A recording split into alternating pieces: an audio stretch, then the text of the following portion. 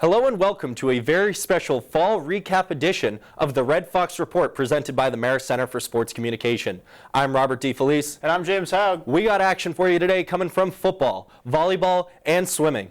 Starting with football, Marist looking to end their season on a high note as they visit Bucknell. After a pick on their first drive, Marist has the ball. Amin Woods breaks through, lowers the shoulder, and barrels into the end zone to give Marist the early 7-0 lead. Woods with all 5 touches on that drive for the Foxes. A Bucknell field goal made it 7-3, but here Marist has it again, 4th and 1. Woods again breaking through, untouched, 27 yards, touchdown Marist. Woods extends the lead to 13-3 after a missed extra point for his second touchdown of the day.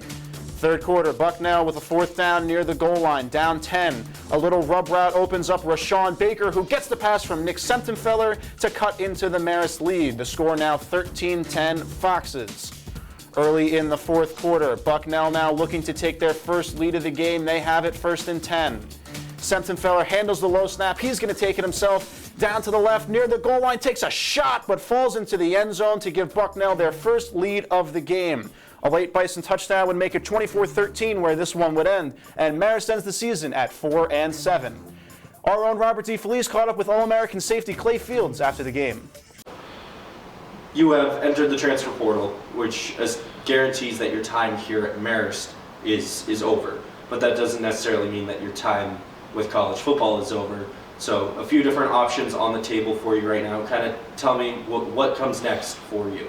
Really just finding a home and a place that's ready to compete for a championship, whether that's FBS or FCS team. So just staying tuned.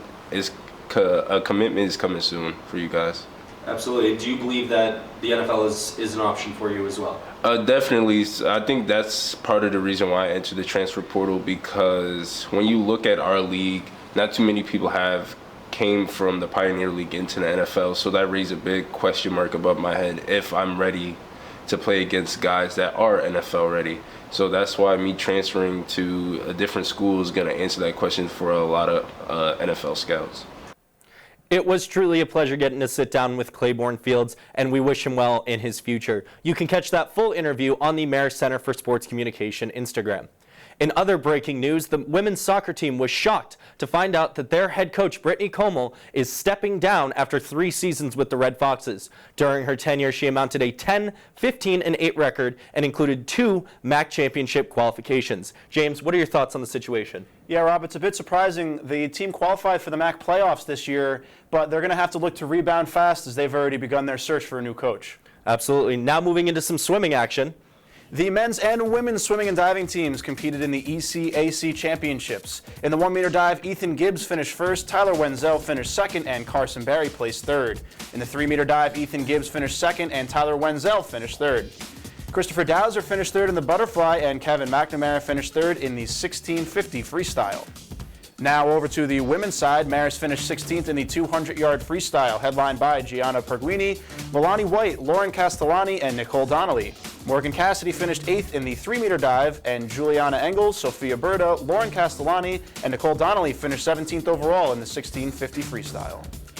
Closing out with some volleyball, the MAC volleyball tournament took place a few weeks ago at Disney World for the first time since 2018. Marist entered the tournament sitting 2nd behind Fairfield. Their quarterfinal matchup against Ryder, who they defeated 2 times during the regular season. Ryder pulling away from the Red Foxes with a 13-5 lead. Morgan Coach rolls around to set the laydown, a powerful kill through the hands of Newblatt. Coach would be one of 5 Ryder players with 8 or more kills on the match. Ryder keeping their lead at 9 going into match point. Ryder successfully defends a challenge from Newblatt on the left side and set it to Tori Schrader to secure the first set. Ryder would keep their hot streak alive and take a multi-point lead into the second set. On a 5-point streak for Ryder, Schrader once again gets a powerful spike over the net that Morgan Owens is unable to return. The Broncos starting to get rowdy with some candy canes as they would cruise to a second set victory.